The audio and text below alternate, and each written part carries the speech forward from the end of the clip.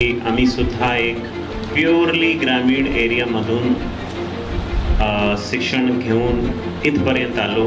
माझे वडील आधी शेती करत होते. मी सुद्धा त्यांच्यासोबत शेतीमध्ये सहभागी होतो. काही जास्त नव्हती, 3.5 एकर शेती होती माझे वडीलची.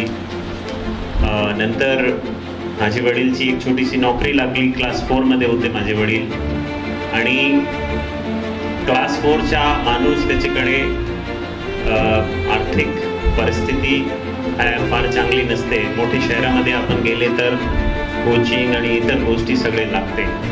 परंतु जर आपण स्वप्न पाहिले, मेहनत घेतले आणि आपल्याला विश्वास आहे की आपण पुढे जाऊ शकतात, तर नक्की आपण आपल्या जीवनामध्ये मोठा आपल्याला यश मिळू शकतात. आम्ही खूप मेहनत केली.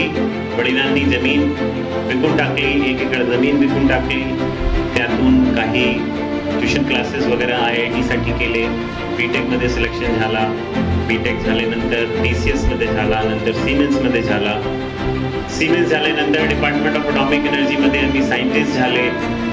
तिथे सुद्धा आम्ही थांबले नाही आणि नंतर स्पर्धा परीक्षा UPSCची तयारी केली आणि UPSCमध्ये मला महाराष्ट्र कॅडरमध्ये IPS मिळाला आणि आज आपल्या समोर ॲज SP मी आपल्या जिल्ह्यामध्ये काम करतो.